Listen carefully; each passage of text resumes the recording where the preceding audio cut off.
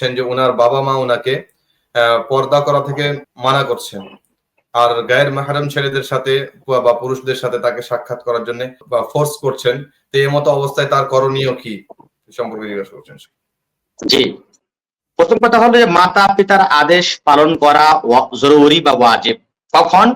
যখন মাতা পিতা তোমাকে সৎ কাজের আদেশ দিবে বা এমন কাজের আদেশ দিবে যেটা গুনাহ না।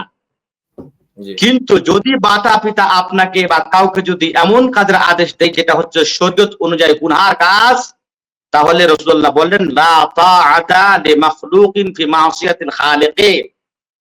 মাখলুকের আনুগত্য করা যাবে না আল্লাহ রাব্বুল আলামিনের গুনহার কাজে, বা যেই কাজ আল্লাহর কাছে গুনহার সাবাব বা গুনহার কারণ, বা যে কাজকে আল্লাহ এবং আল্লাহর রাসূল গুনহার কাজ বলে ঘোষণা করেছেন, সেই কাজকে কোনো মানুষের আনুগত্য করতে গিয়ে করা জায়েজ নাই।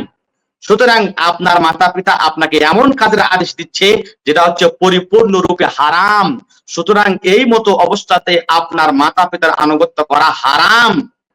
আল্লাহ রাব্বুল আলামিন বলেন ওয়া ইন জাহাদাকা আলা আন তুশরিকা বি মা লাইসা লাকা বিহি ইলম ফালা তুতি'হুমা ওয়া সাহিবহুমা ফিদ দুনিয়া মা'রুফা। তোমার মাতা পিতা যদি তোমাকে শিরক করার কোনো আদেশ দেয় বা তোমার উপরে প্রেসার দেয়, তাহলে ফালা তুতি'হুমা, তুমি তাদের আনুগত্য করো না, ইতাআত করিও না। শিরক কিংবা গুনাহ, যে হাদিসটা পাঠ করুন সেখানে গুনাহর কথা বলা হয়েছে এবং আয়াতে শিরকের কথা বলা হয়েছে। সুতরাং যে কোনো মানুষ, মাতা পিতা বলে নাই, যে কোনো মানুষ আপনাকে শিরক বা কোনো গুনাহর কথা বললে আপনার জন্য তার কথাকে মানা হারাম।